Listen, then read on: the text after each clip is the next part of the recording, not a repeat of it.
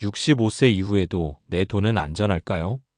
은퇴를 하고 나면 수입은 줄고 지출은 늘어난다는 말 많이 들어보셨죠?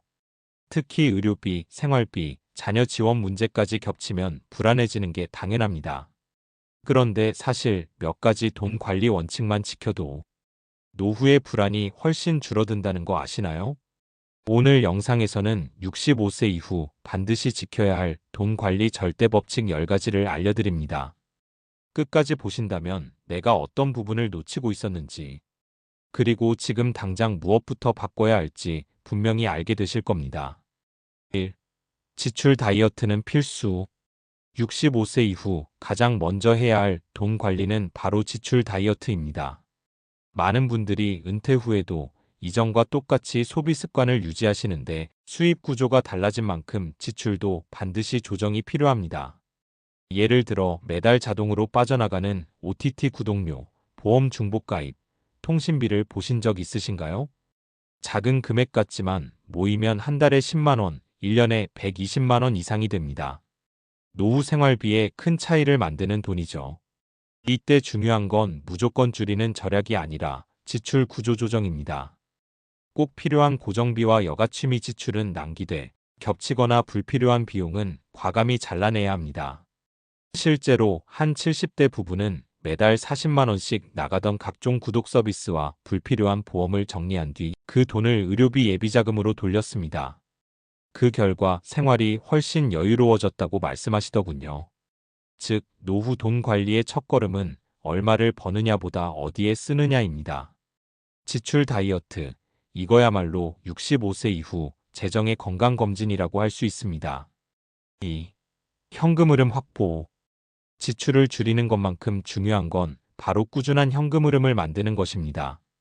65세 이후에는 정기적인 월급이 끊기기 때문에 생활비를 안정적으로 감당할 수 있는 현금 파이프라인을 반드시 마련해야 합니다.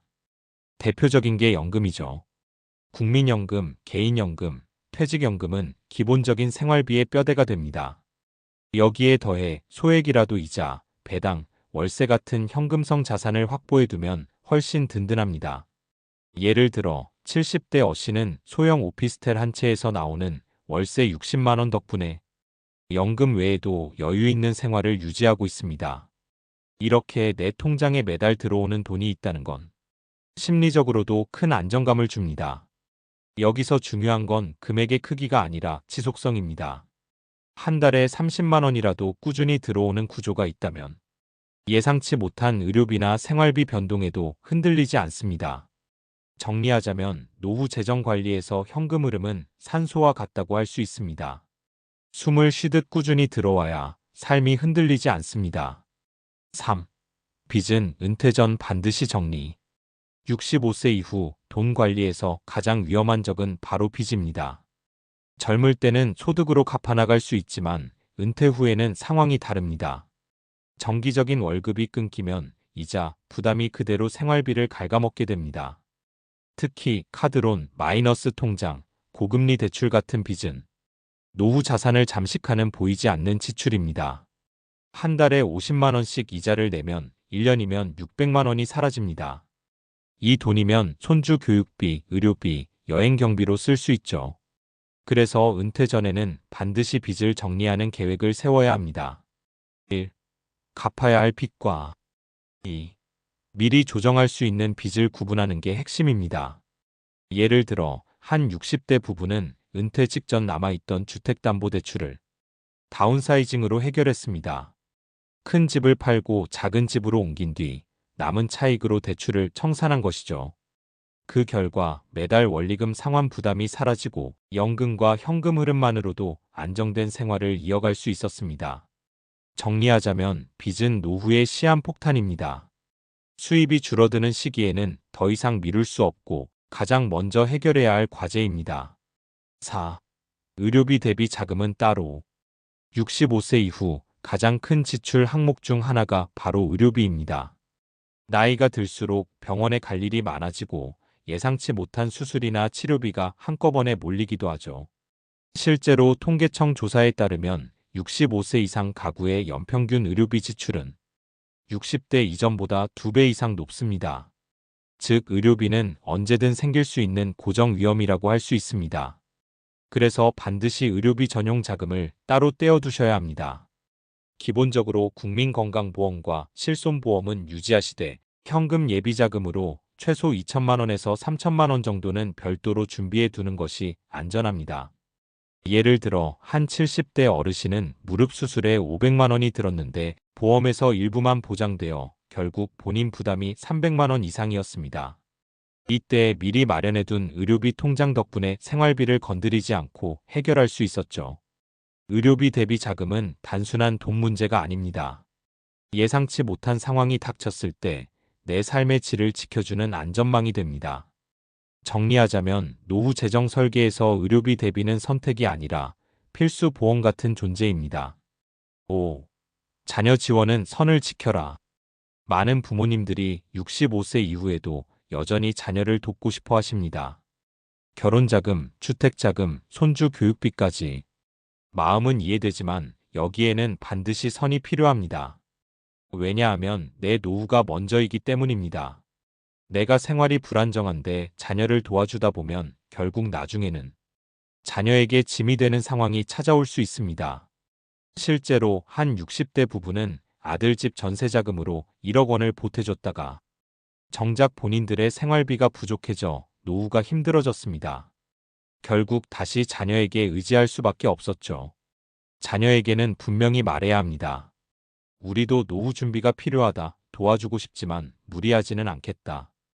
이게 오히려 자녀에게도 책임감을 주고 관계를 건강하게 만듭니다. 정리하자면 자녀 지원은 가능한 범위 안에서 생활 안정을 해치지 않는 선에서만 하는 게 원칙입니다. 내 노후가 안정돼야 자녀에게도 진짜 힘이 될 수 있습니다. 6. 현금 비중은 20에서 30% 유지. 노후에는 자산을 지키는 것만큼이나 중요한 게 유동성 확보입니다. 즉, 언제든 쓸 수 있는 현금 비중을 일정하게 유지하는 거죠. 많은 분들이 은퇴 후에도 자산을 부동산이나 장기 투자 상품에만 묶어두곤 합니다. 하지만 갑자기 의료비가 필요하거나 가족 문제가 생기면 돈은 있는데 당장 꺼내 쓸 수 없는 답답한 상황이 벌어집니다. 그래서 전체 자산의 최소 20%에서 30%는 현금으로 보유하는 게 안전합니다. 여기서 말하는 현금은 은행 예금, CMA, 단기 채권 같은 바로 인출할 수 있는 안전 자산을 의미합니다. 예를 들어 2억 원의 자산을 가진 분이라면 4천만 원에서 6천만 원은 언제든 꺼낼 수 있는 곳에 두는 게 좋습니다. 이렇게 해두면 갑작스러운 큰 병원비나 자녀 돌발 상황에도 투자 자산을 헐값에 팔 필요가 없습니다. 정리하자면 현금 비중은 단순히 돈을 놀려두는 게 아니라 위기 상황에서 내 삶을 지켜주는 안전 쿠션 역할을 합니다. 노후에는 수익보다도 지속 가능한 안전이 더 중요합니다. 7. 분산 투자 욕심은 금물. 65세 이후에는 자산을 불리는 것보다 지키는 것이 우선입니다. 그래서 가장 중요한 원칙이 바로 분산 투자입니다. 많은 분들이 노후에도 한 방을 노리고 고위험 상품에 올인하는 경우가 있습니다. 하지만 은퇴 이후에는 시간이 한정됩니다. 이르면 다시 회복할 기회가 거의 없기 때문이죠. 따라서 안전자산과 성장자산의 균형이 필요합니다. 예금, 채권, CMA 같은 안정형 자산을 기본으로 두고 여기에 소액만 배당주나 ETF 같은 배당, 현금 흐름 중심 자산으로 보완하는 겁니다. 예를 들어 1억 원을 가지고 있다면 7천만 원은 안전자산에 3천만 원 정도를 분산해 배당 ETF, 우량주 등으로 나누는 방식입니다. 이렇게 하면 큰 손실 위험은 줄이면서도 은행 이자 이상의 안정적인 수익을 얻을 수 있습니다. 정리하자면 노후 투자의 목표는 크게 벌기보다 크게 잃지 않는 것입니다. 내 돈을 지키는 분산 투자, 그리고 욕심을 내려놓는 것이야말로 65세 이후 재정관리의 핵심 전략입니다. 8. 집은 자산이지만 유동성 문제. 노후 자산에서 가장 큰 비중을 차지하는 건 보통 집입니다. 집은 분명히 자산이지만 한 가지 문제는 유동성이 떨어진다는 점입니다. 즉, 가치가 크더라도 당장 현금으로 바꾸기 어렵다는 거죠. 65세 이후에는 내가 살고 있는 집이 내 노후 자산 관리에 도움이 되는가를 따져봐야 합니다. 큰 집을 유지하느라 관리비 세금 부담이 크다면 오히려 자산이 아니라 짐이 될 수도 있습니다. 그래서 많은 분들이 선택하는 방법이 바로 다운사이징입니다. 넓은 집을 정리하고 작은 집으로 옮기면서 남는 자금을 현금화하는 거죠. 이렇게 하면 생활비와 의료비를 위한 현금 유동성을 확보할 수 있습니다. 예를 들어 70대 B씨는 40평대 아파트를 팔고 20평대로 이사한 뒤 남은 2억 원을 연금 상품과 현금 자산으로 나눠두었습니다. 그 결과 매달 안정적인 수입이 생겨 생활의 여유가 커졌습니다. 정리하자면 집은 노후의 거주 공간이자 자산이지만 유동성 문제를 고려해 활용해야 합니다. 살고 싶은 집 현금 흐름 두 가지 균형을 맞출 때 집이 진짜 노후 자산이 됩니다. 9. 사기, 투자 권유주의. 65세 이후에는 시간이 많아지고 주변에서 투자 제안이나 재테크 권유를 받는 일이 부쩍 늘어납니다. 그런데 안타깝게도 이 시기를 노리는 금융 사기가 점점 더 교묘해지고 있습니다. 최근 금융감독원 자료에 따르면 고수익 보장, 원금 보장형 상품을 내세운 사기로 노후 자산을 잃는 사례가 매년 증가하고 있습니다. 특히 지인이나 친척을 통해 들어오는 투자 제안일수록 경계심을 풀기 쉽다는 게 문제입니다. 예를 들어 한 60대 부부는 월 2% 확정 수익을 보장한다는 말만 믿고 수천만 원을 맡겼다가 몇 달 만에 연락이 끊겨 전 재산을 잃었습니다. 이런 피해 사례는 결코 남의 이야기가 아닙니다. 따라서 기억해야 할 원칙은 간단합니다. 원금 보장, 고수익을 동시에 말하면 99%는 사기다. 이해되지 않는 상품에는 절대 투자하지 말 것. 반드시 공신력 있는 기관을 통해 검증된 상품만 선택할 것. 정리하자면 내 노후 자산을 지키는 최고의 투자법은 안전입니다. 남이 뭐라 해도 모르는 건 하지 않고 확실한 것만 지키는 게 답입니다. 10. 행복을 위한 소비는 남겨둬라. 노후 자산 관리에서 우리가 자주 놓치는 게 있습니다. 바로 행복을 위한 소비입니다.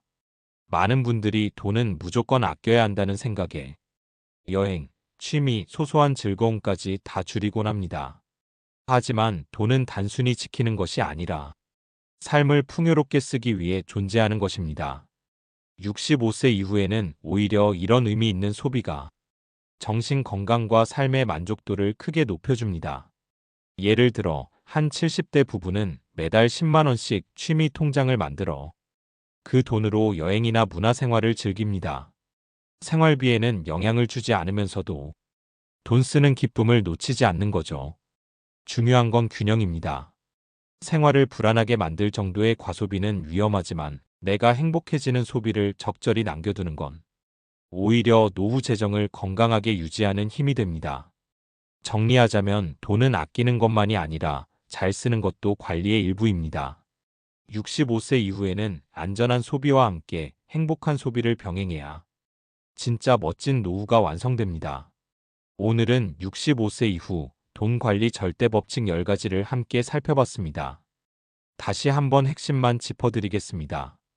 지출 다이어트는 필수, 꾸준한 현금 흐름 확보, 은퇴 전 빚 정리, 의료비 대비 자금 마련, 자녀 지원은 선을 지켜라, 현금 비중 20에서 30% 유지, 분산 투자 욕심은 금물, 집은 자산이지만 유동성 고려, 사기 투자 권유주의, 행복을 위한 소비는 남겨둬라.